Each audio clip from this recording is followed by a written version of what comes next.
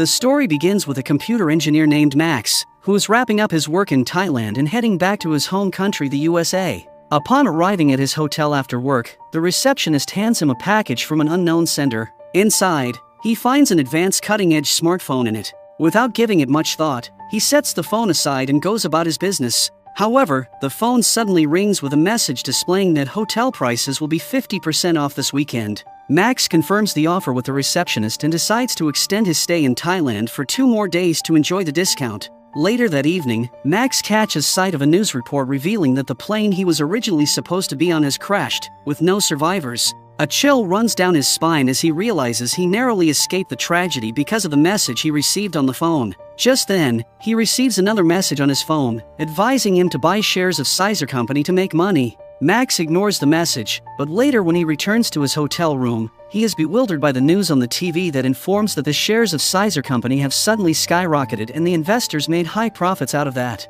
Max is completely surprised by the news and regrets missing the opportunity mentioned in the message. Additionally, when he tries to check the source of the messages, he is bewildered to find that there is no record of the sender on his phone. The following day, as Max prepares to leave for the USA, he receives yet another message instructing him to travel to Prague. Without hesitation, Max cancels his initial flight and decides to head to Prague. After arriving at the Prague airport, Max quickly takes a taxi to the Empire Hotel, as suggested in the message. The taxi driver Yuri strikes up a conversation and praises Max's phone, mentioning that it's the most advanced model and has yet to be released on the market. Yuri reveals that he hails from Russia and possesses substantial technical expertise, offering his assistance to Max if he encounters any issues with his phone. Once at the hotel, Max tries to track down information about the sender of the package through the shipping company, but the company refuses to disclose such information due to its policy. Shortly after, Max receives another message on his phone, instructing him to try his luck at slot 13 in the hotel's casino.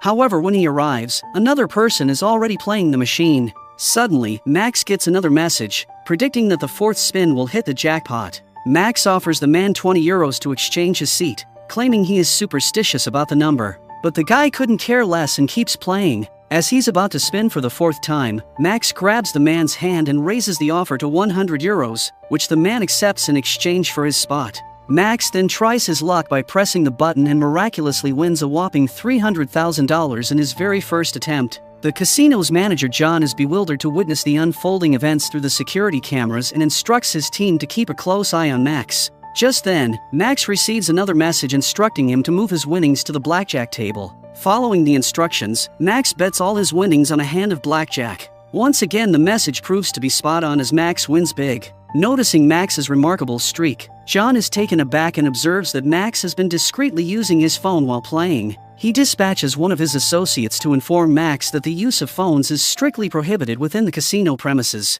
Despite his big wins, Max is still not satisfied and wants to win more. He steps outside the casino and contacts Yuri, seeking a way to receive messages without having to visibly check his phone. Yuri agrees to help but demands a fee of 500 euros for his services. Max agrees to the terms, and since Yuri needs some time to arrive, he heads back into the casino. Inside, Max comes across a drunken man attempting to force himself on his girlfriend. He steps in to help, but the man punches him, knocking Max unconscious. It turns out that this was all a setup, and the fake couple are associated with the casino and they conspired to create a distraction in order to clone Max's SIM card and trace the messages he's been receiving. When Max regains consciousness, the man is gone, leaving the woman behind. She introduces herself as Camilla, and Max begins to flirt with her. Their conversation is cut short when Yuri calls, asking Max to meet him outside the casino. Meanwhile, when John's team tries to trace the messages on Max's SIM card, they too are shocked to discover that there is no record of them anywhere in the world. Outside, Max meets Yuri,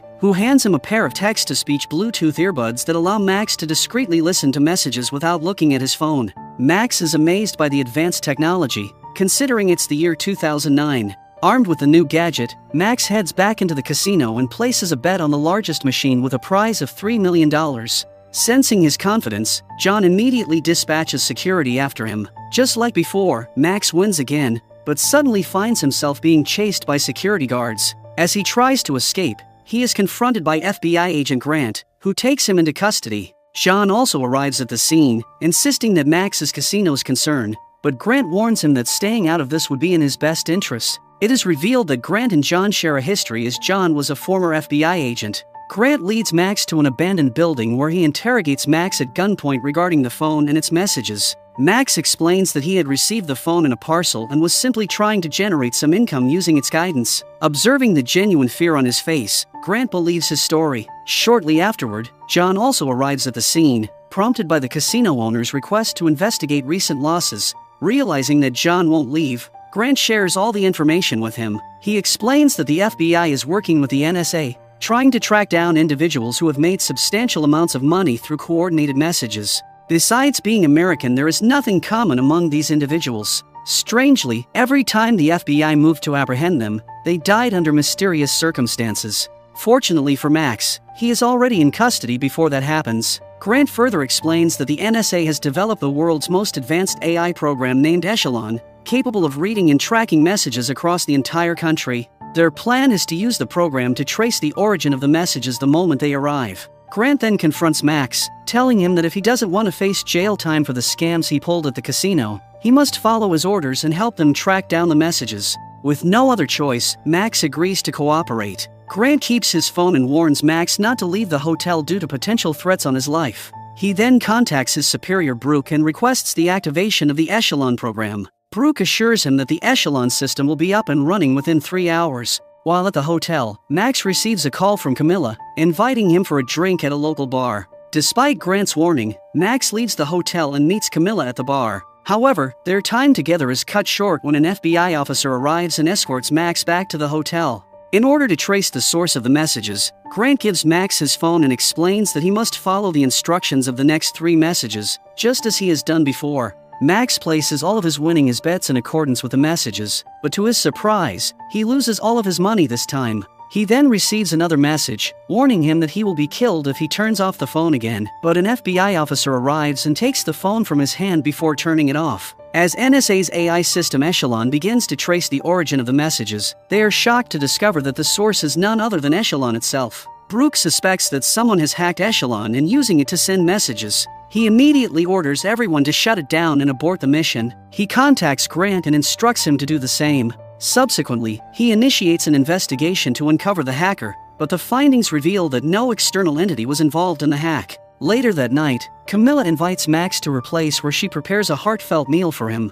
After dinner, they grow closer and eventually make love. The next morning, John meets with the casino owner and informs him that the NSA has called off their investigation. However, the casino owner instructs John to carry out his own independent investigation to uncover the source of the mysterious messages. John then calls Camilla, asking her to keep Max indoors to prevent him from meeting the same fate as the previous phone holders. Meanwhile, Grant receives a new message containing an address on the phone. Instead of sending Max, Grant dispatches one of his agents to the location with the phone. Just as the agent arrives, a second message comes through, directing him to cross the road. Tragically, the agent meets with a fatal accident while crossing the road, a fate that had been intended for Max. Shocked by what he witnesses, Grant retrieves the phone only to receive another message instructing him to surrender Max or face fatal consequences. Meanwhile, Max delves deeper into his research on the Echelon program and discovers that the NSA can not only access every citizen's messages but also tap into surveillance cameras across the country. He shares this with Camilla, who suddenly spots a sniper on a rooftop across the street. Reacting quickly, she shoves Max out of harm's way, narrowly avoiding the bullet. She also notices 2 men ascending the stairs with the intent to eliminate them. She locks Max in a room to safeguard him and attempts to arm herself with a gun, but the sniper manages to shoot her in the hand. Despite her injury, she employs an iron rod to fend off one of the attackers through the door. However, the second assailant breaks in, leading to a fierce struggle. Just as the situation intensifies, Max emerges from the room and helps Camilla. Together they overpower the attacker, ultimately killing him. Max is shocked to witness Camilla's combat skills and realizes that she works for John at the casino. Just then, John arrives at Camilla's house and drives Max to a secure location. He reveals to Max that NSA wants him dead because of the knowledge he has acquired about the Echelon program, and Brooke cannot risk this information being exposed to the public. John explains to Max that the only way out is to uncover the source of the messages.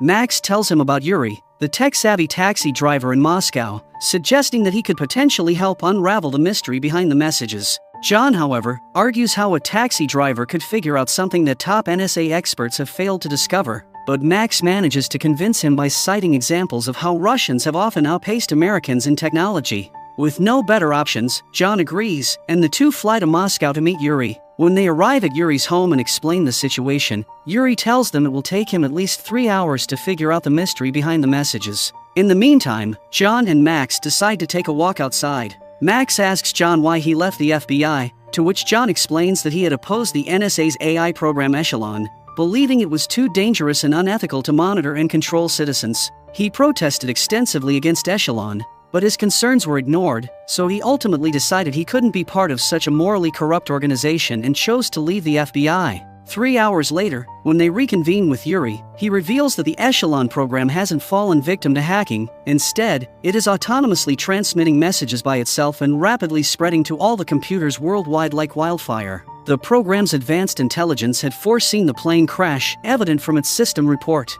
Furthermore, it predicted the surge in Sizer Company's shares by accessing private messages among the company's board of directors. The program had also spread to the casino machines, helping Max win many times. However, it is still unclear why Echelon is doing all this. Amidst their conversation, FBI agents arrive, prompting Max and John to steal a van in an attempt to escape.